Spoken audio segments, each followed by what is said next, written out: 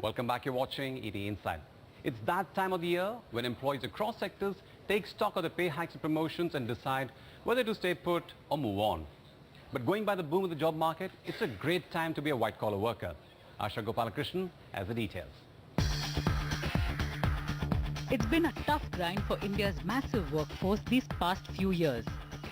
A workforce that's aided the corporate sector to battle the global slowdown and explore new frontiers.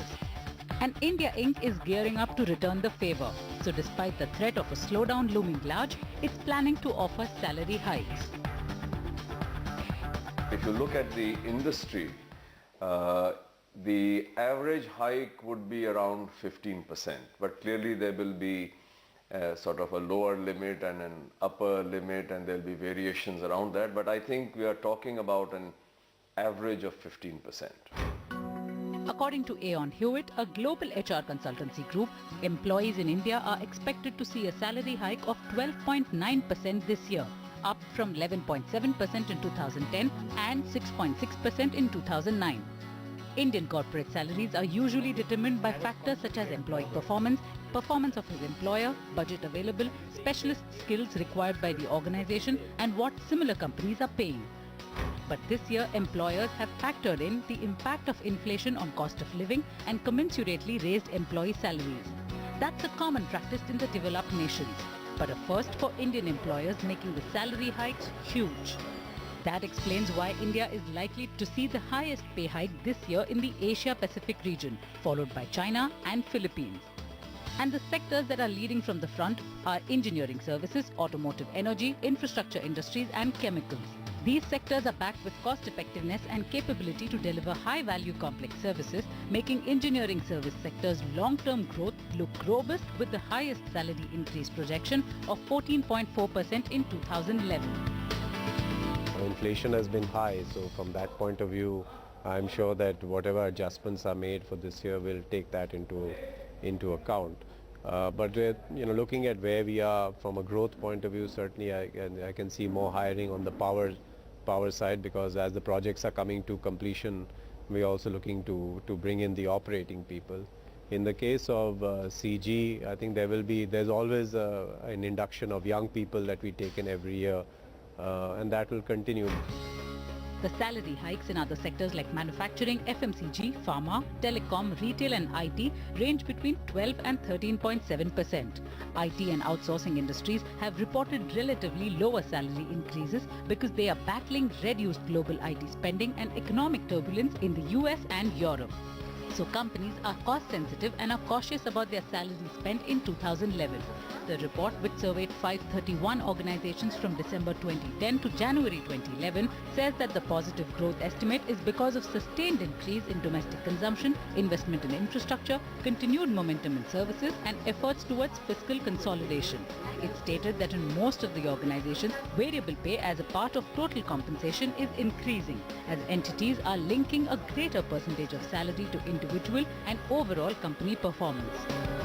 Post-recession, most companies has been wary of really giving a high fixed pay, but at the same time, to really attract and retain the talent and compensate them well, I think aggressive variable pay has been introduced almost all the sectors. So what the companies are looking for is that pay as per the performance. As people really performing high, they get paid much better. That's not all. Industry players are adding various benefits along with an increase in variable pay. Signing bonuses and loan facilities to employees have made a comeback in the banking, financial services and insurance sector. Employees in infrastructure, power and energy sectors are being offered project allowances and benefits for traveling to remote locations.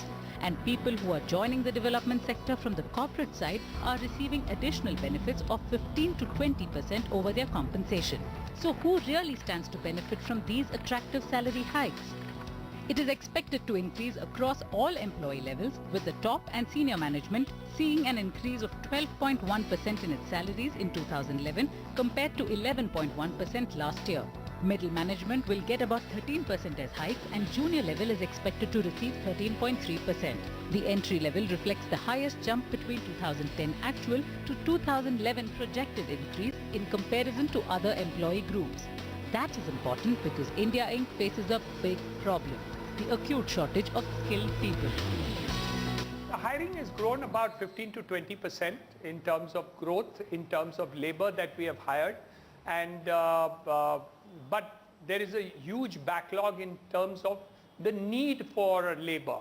So a lot of jobs, both with our contractors, subcontractors, and ourselves, is very, very short. Even security personnel today is about 30% short of our requirements. So you can imagine that there is quite a big gap between demand and supply of labor. A good solution is to hike salaries and offer attractive bonuses to retain the workforce. And this is true for all levels from the ground staff to the top level. It is observed that attrition levels for top talent have moved up to 18.9% on average from 12% to 14% last year. As organizations cannot afford to lose top performers in a competitive environment today, increments for top performers are expected to be 17.8% versus 10.5% for average performers. Most companies are offering spot bonuses to employees to retain them and are doing their best to maintain parity in terms of basic salaries among their workforce to keep bright talent from being poached. Congratulations and thank you so much for everything. They're spending more time on engaging with their workforce, trying to outsource the day-to-day regular mundane activities to specialists and focusing on engaging their workforce. That's what primarily the companies are trying to do at this point of time. But it's not as easy as it may seem. Indian companies face competition not just back home but also from international counterparts. For instance, in the oil and gas sector, talent is being lured overseas to places like Southeast Asia, Australia and Europe. Here, an individual with an annual salary of 15 lakh rupees is being offered 25 lakh rupees at international destinations. Such a jump is hard to match in India. And replacing lost talent is even tougher. Compensation structures then have to be reworked, bonuses have to be revised, and incentives need to attract talented people. Corporate India is devising new strategies to stay in sync with the dynamic job market. It's not only correcting salaries but also creating new and interesting job profiles to lure talent. That in turn gives it more room to balance the expectations of the shareholders and employees who are seeking better returns. It's a tightrope walk and not too many companies can pull it off. The tricks of the trade coming up in just a bit. Don't go away.